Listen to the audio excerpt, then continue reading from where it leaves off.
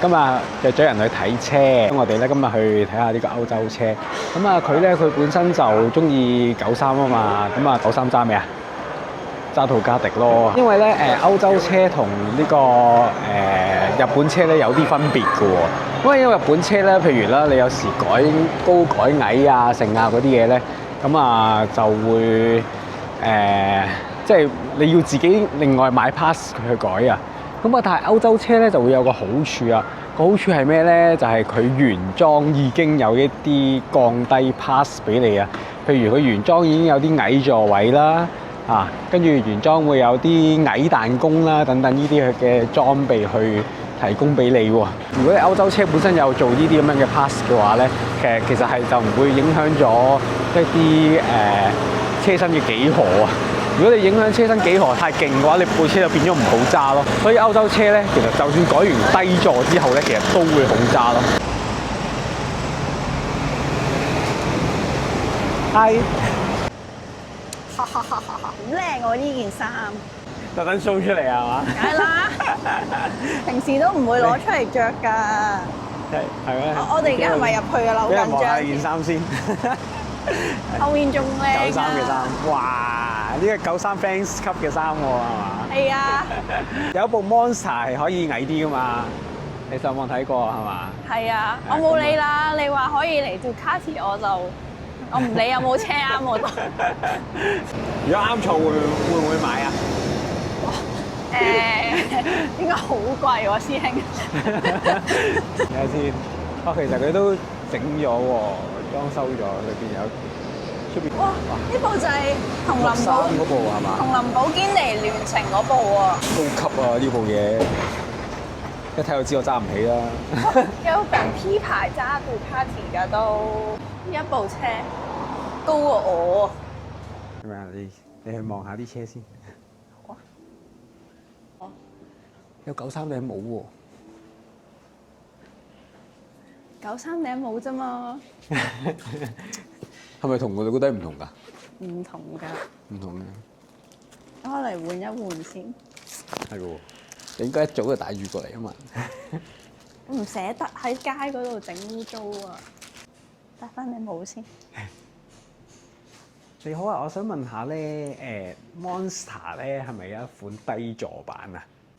如果你話2026嗰部未翻到，未翻到，有冇舊款望一望？舊款 Monster 嗰個本身翻嚟，佢已經係用低座位，咁就哦，原本已經係低座位嚟㗎啦。香港可以 request 咗用低座位，但係如果再低啲就可能要人工。哦，明白後尾明白。人工加埋質價嗰個套裝嚟嘅。哦，係咪淨係得 Monster 有低座版㗎咋？唔係，我哋好多車都有低座嘅，好似 Hypermotor、Dash Ace 啊、Multistrada 咧，甚至 Scrambler 我哋都會有低座。我唔知我動唔動到。好高。好。咁如果你揀 Scrambler 可能舒適啲。你睇睇 Scrambler。Scrambler 就有幾個款嘅，咁佢入門就可以睇 Icon Dark 同 Icon 啦。咁其實佢都有低座嘅。如果你嫌佢唔夠低座，其實我哋啲客咧就會攞張凳出嚟刨低。哦。但呢個已經係改埋短彈弓。啊冇㗎，呢個冇彈弓。哦，你試下先。冇得改嘅。佢本身已經好矮啦，因為。都唔係嘅，我哋有啲客咧，佢哋真係唔夠高咧，其實佢哋會攞張 seat 去刨咯，刨到真係好薄㗎。咁然後，哇！呢個好高喎，差遠啊！然後我哋會可能幫你校個 preload，即係彈弓校到最遠。咁就會矮啲啦。譬如出去嗰啲改做色位嗰啲鋪頭啦，咁將佢刨薄咯。你啲客都係咁，因為其實佢都仲有，即係仲有幾多客，即係可能可以去到呢度。我都刨到幾 cm 喎呢度。係啊，幾 cm 㗎。所以可能難得。你扶住佢啊！我夾住。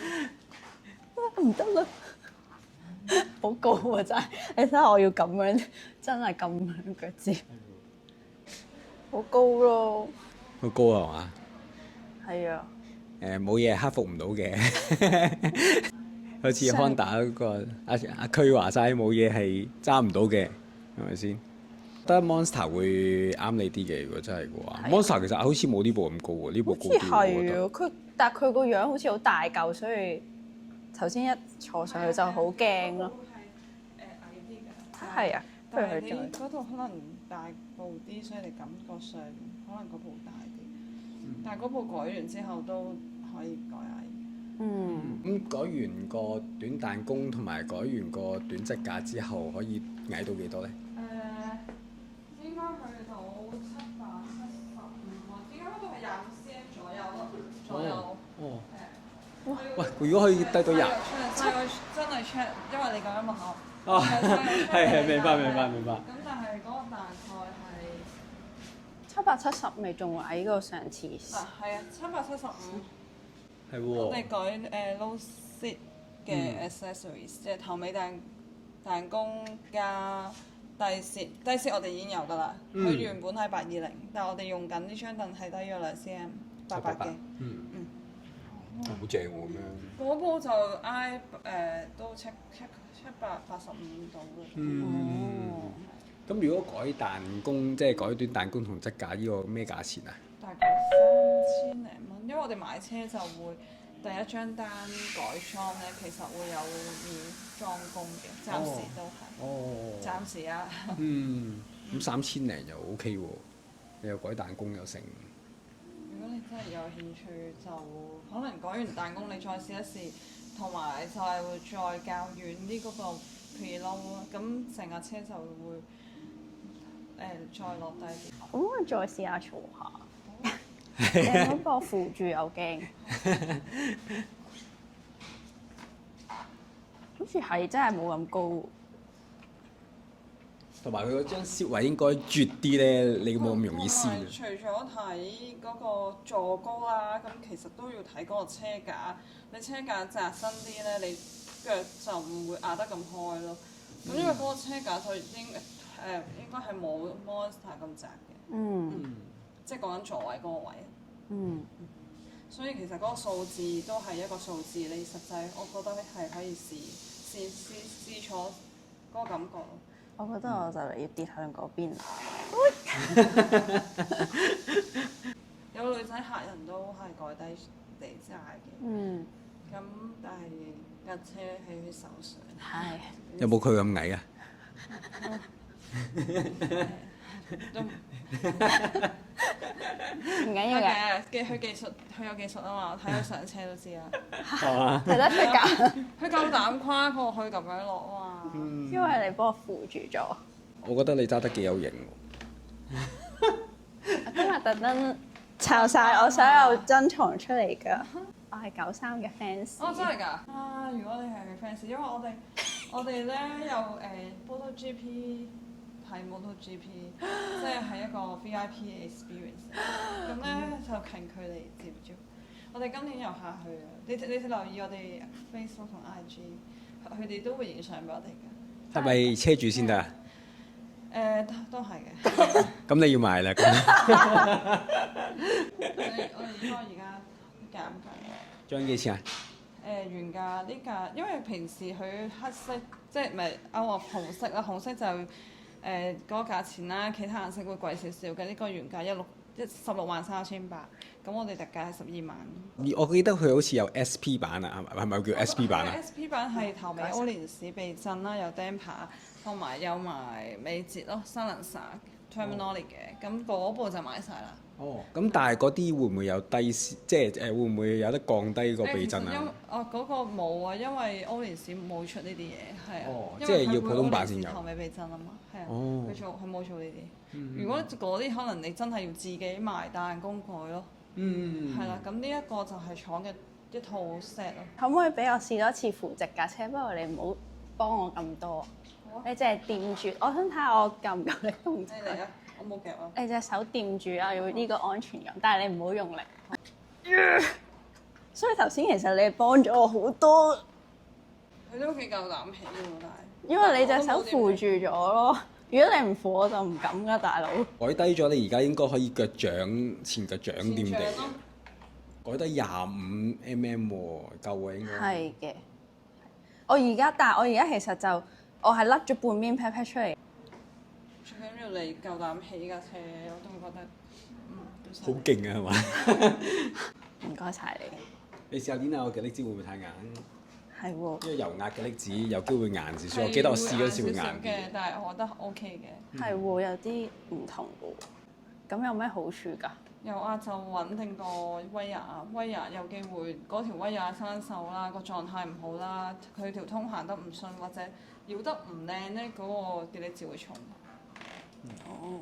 有冇啲 product 做緊減價？即係嗰啲即係啲衫啊，我而家新貨全部都7折，舊款半價，跟住臨尾嗰度有3折嘅斷碼舊款。哦，係啊。你負責睇新款，我去睇舊款。首先要問下有冇我嘅碼先得喎。你睇下呢度有冇衫啱你咯？呢個係佢今年得獎嘅版本啊！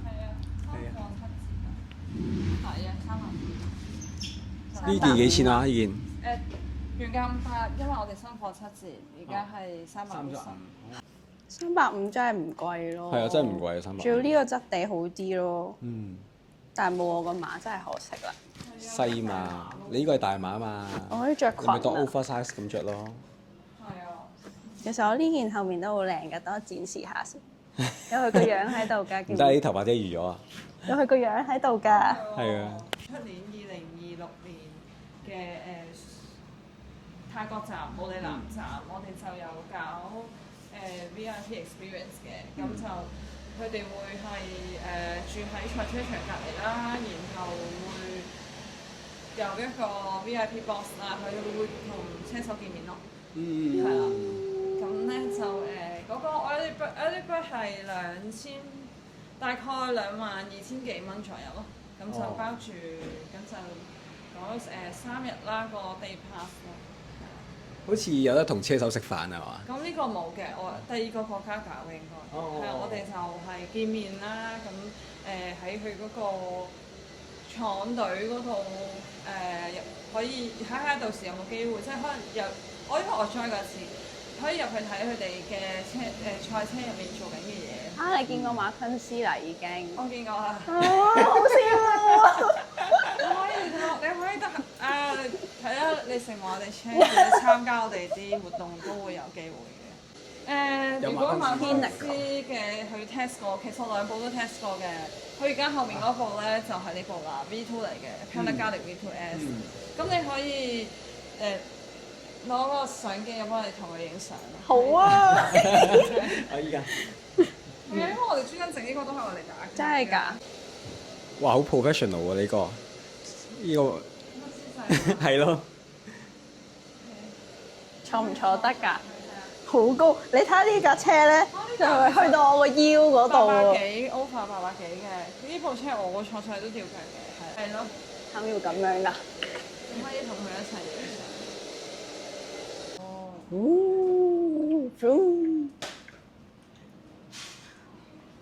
好啦，唔好意思，失禮晒。可以睇，你可以早啲話我先，就會應該張台好亂啊。會 cut 咗佢㗎啦，呢啲。呢啲我未坐呢個，我仆街。有冇 P 牌仔揸 Ducati 㗎？有。真係㗎？有冇炒過啊？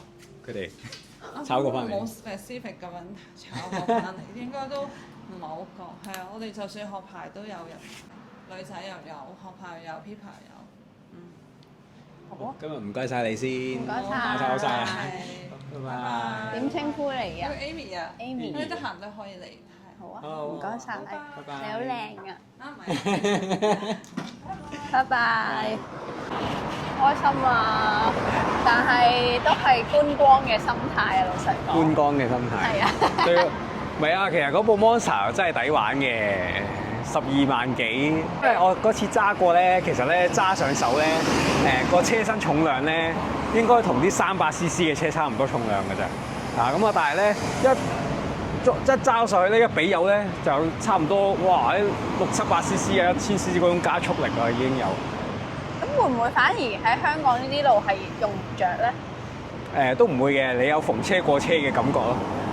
即係譬如我想過架巴士嘅，平時可能都要等1-2秒嘅，佢可能1秒內又一定過得到喎，都幾好玩嘅杜卡迪真係。但係當然啦，一開始就通常啲人都會揀日本車先嘅，易操控啲，部車易揸啲，咁啊之後先會再揀歐洲車咯。跟住而家去 Aprilia。Aprilia。比石機。